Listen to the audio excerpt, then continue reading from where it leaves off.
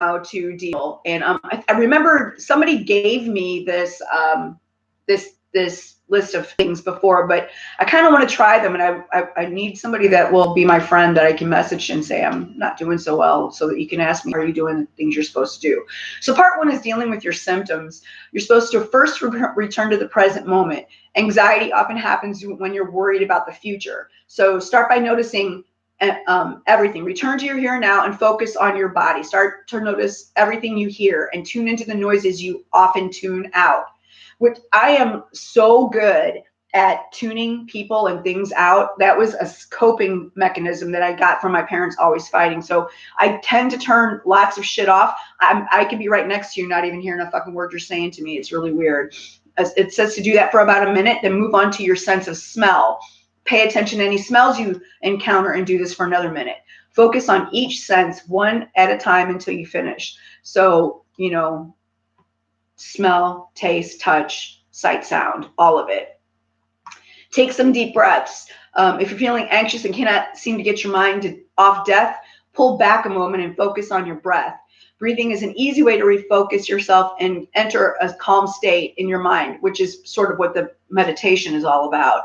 Inhale for 4 seconds, hold it for 2 seconds, and exhale. That's actually Kundalini breathing that they're teaching you to do.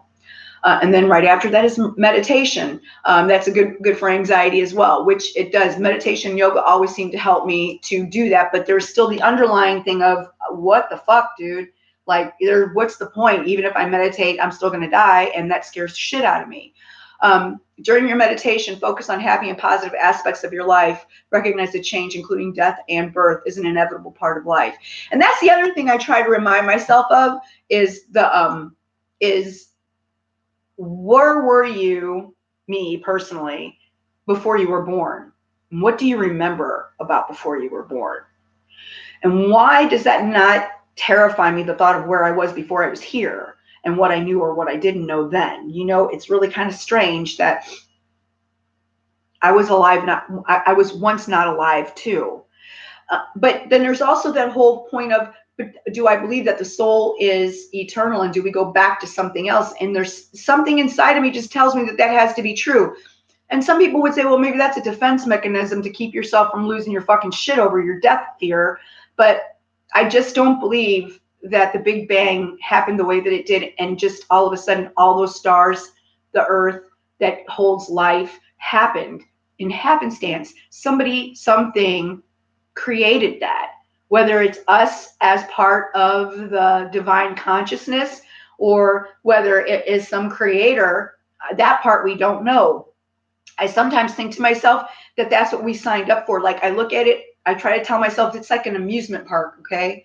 And the planet in this life is like an amusement park, and I pushed a ticket and this is my ride. And it was really funny that I thought that, because one time when I was sitting at home watching an episode of Rick and Morty, that's exactly what they talked about. And I had never thought of it that way. You know, I mean, I'd never seen that episode before. And then I remember when I watched that going, holy shit, that is exactly how I feel like this is a ride, and I'm at a giant amusement park, and you know, this is, and you know, Morty wakes up off the ride because he puts a helmet on. It's like a virtual reality thing, and he thinks he's lived an entire lifetime in like 30 seconds. It's a very strange thing, but yeah, that happens. Let me go out to YouTube, see if anybody's out there. Nope, nobody. Okay. During the meditation, focus on happy and positive aspects of life and recognize that change, including death and birth, is another part of life. Getting help and support is part 2. Talk about it, especially if you're actually nearing the end of your life. It can be helpful to talk about the fears you have. Discussions about death and dying don't have to happen all at once. If you want to talk about death and dying, find someone who's willing to have an ongoing conversation with you. See, that's the thing I never wanted to do, was talk about it. I sort of wish I would have asked my parents how they felt about it, but I've never really ever talked to anybody about it. I mean, I've said I have this fear, but I've never really expounded on it, nor have I really taken the time to think about how that really affects my anxiety and panic disorder, you know, until just really in the last few weeks going, this is it. If I didn't have this, I would be fine. If I didn't have to worry about my own death or the death of anybody that I loved, my life would be fucking stellar. I need to figure out how to get past that little block. Carol says energy doesn't go away, it just changes. Please consider, have you ever been contacted by anyone who has passed?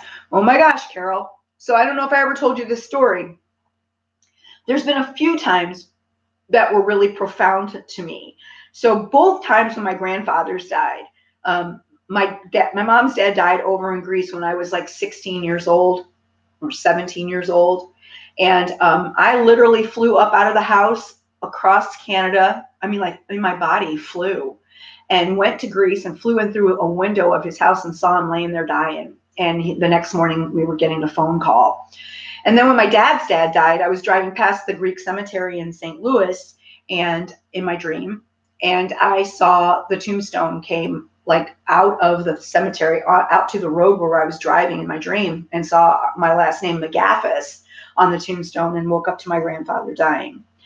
When my mother died, it was a very hard time for me because I was super fucking close to her, and it was sudden. She, was not sick or anything, broke her hip, and that was the end of that.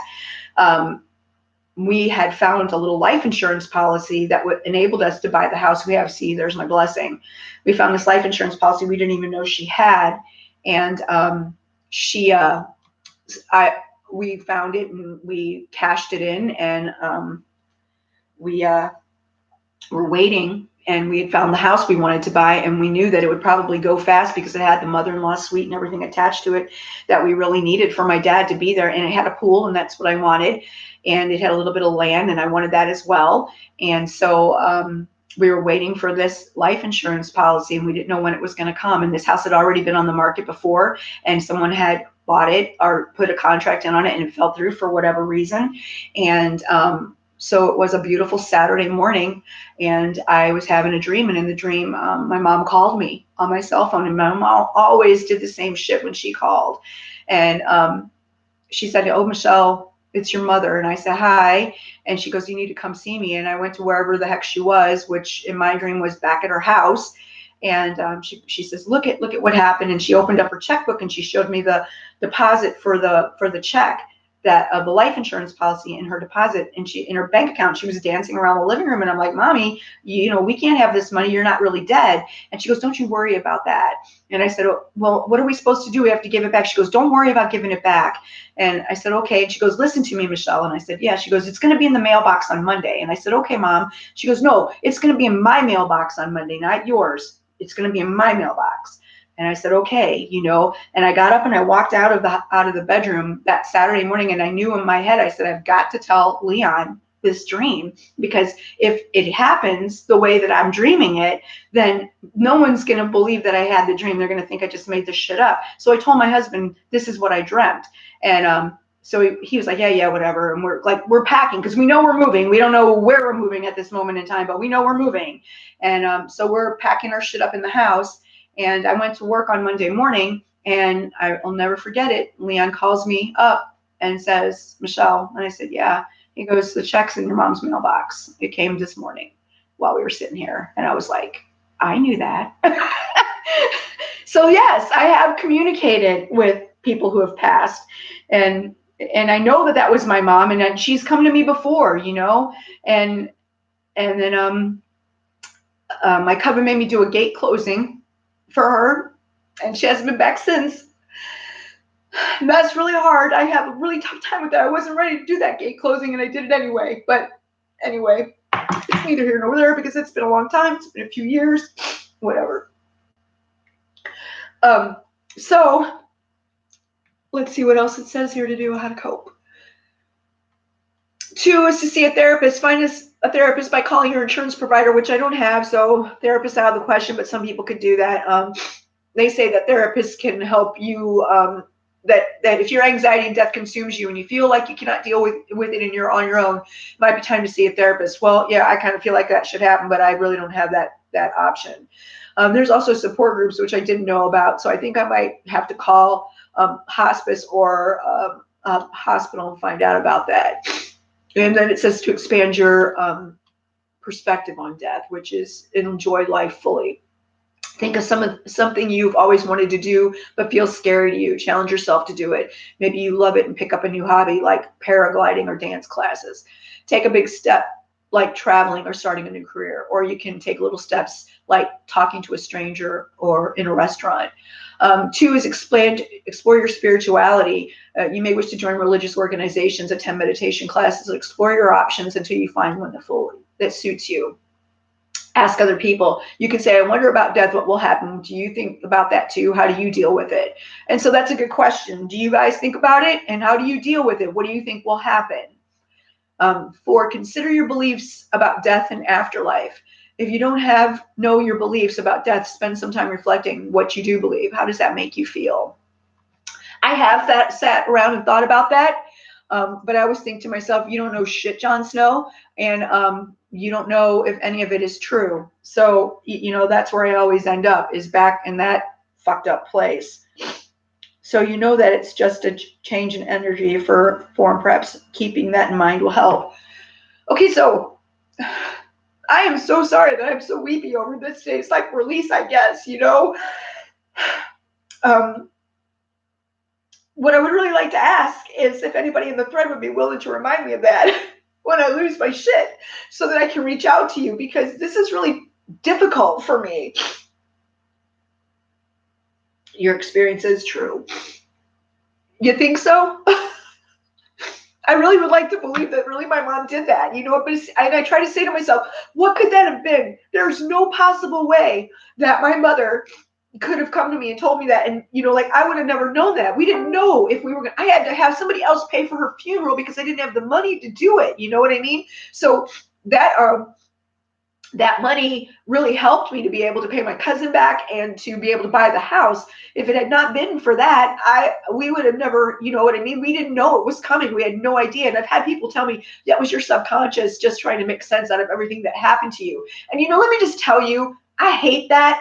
If that's how you feel, please don't tell it to me, because it will just fuck me up more. And I'm trying to get unfucked. So that would be really good. Carol says, you proved it. You mean I proved it when my mom came to me and told me that, and I knew it? I mean, like I came and told everybody, here's the thing that's going to happen. I mean, even Leon still talks about that. I guess that's where I really should hold on to. And then, I had another dream too, right after my dad died, where I went back to the Greek Orthodox church that I grew up in when I was a little kid. And there was a basement that was where all the festival people would sit down there and eat and do their thing. And I went into this basement of this old church that's not even our church anymore. I don't even know if the church still stands. And all of the relatives were there. And not everybody talked to me. And everybody that was there that had already passed and had been gone for a while, they were in different stages of regressing in their age. So some of them were really a lot younger than they were when they passed. And they were playing cards. And my cousin's aunt came up to me and she said, would you please let my niece Joanne know that I love her very much and I appreciate everything she's ever done for me. And I called her up, my cousin, and I told her, your aunt was there and she fucking told me to tell you this. And I know those dreams are so different than the other dreams I have. The ones you're like in this dream and you wake up and suddenly it's gone. This shit happened years ago. The thing with my mom happened 10 years ago and I still remember the dream. I have dreams where my ex-husband who died came to me, and I remember those dreams like they were yesterday, and he's been dead for, God, Stephen was 9. So 15 years, and I still remember him coming to me. He came to me so many times I had to tell him to stop. It was just amazing. So yeah, I need to be able to come to you guys and have you remind me, because this honestly right here has been the most I've ever talked about it ever.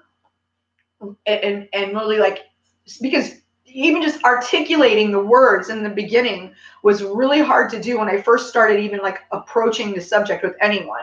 I've said shit to Bob before. I've said shit to Leon about it. I've talked to my friend Daryl about it a few times, but literally that was really hard and long in being able to figure out how do I do that, because the words and saying them out loud really scared me. And atheists fuck with me so bad. I have had atheist friends in the past. And like I said, I've had people come tell me it's just you trying to make sense of something so you're not scared, and that doesn't help. I wish fuckers wouldn't say that shit. I wish they would just keep their atheist thoughts to themselves. You know what I mean? Maybe they feel that way about my spirituality. I don't know. And you can recognize the feelings that those experiences have. Yep. Yeah, I can. I really can. So I don't know, I feel good right now after doing this with you guys, and maybe that will help me to be a little less negative on Facebook, because I really am trying not to be that person, but that fear and that constant anxiety and panic, I just want it to to go away. I feel like I'm having a heart attack all the time, and I'm so done with it, So hopefully that will help, and hopefully this helps somebody else, and hopefully you guys will help me when I call you up and say, I'm freaking out. Remind me what I know, because I need to be reminded. So I'm going back to Pasco today. I should have exercised, but I didn't. I'm just going to pack my shit up here in a few minutes and go, because I wait for the traffic to get better.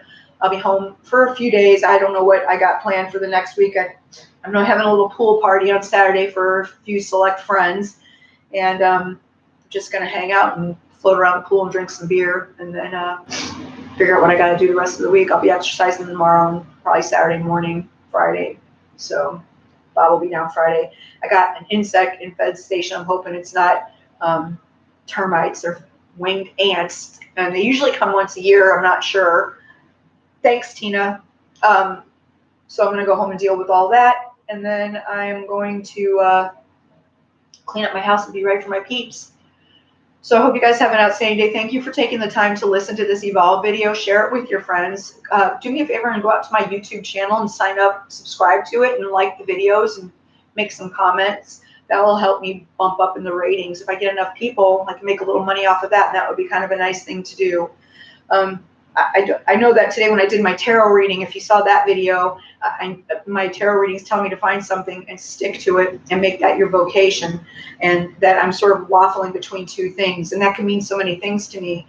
And honestly, I think it's where I'm living, either Manatee or Pasco County, and also between, am I going to do my work as a real estate agent, or am I going to just take the spirituality thing to the next level and start teaching it? I remember like years ago going and having tarot readings done by people in the area, and every time I've ever had a tarot reading done, I have been told that you're a teacher, your gig is teaching.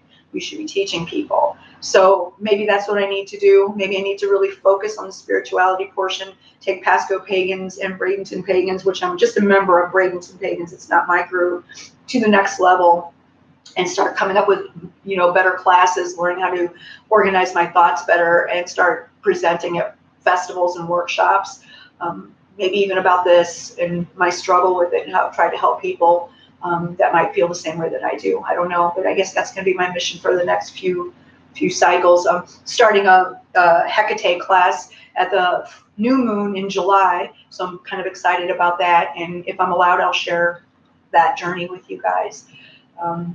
Thank you for taking the time again, like I said, and if you guys need any help with your mind, body, or soul, please don't hesitate to message me, and I hope you guys have a great day. Thanks, Tina. Have a good day, you guys. Peace.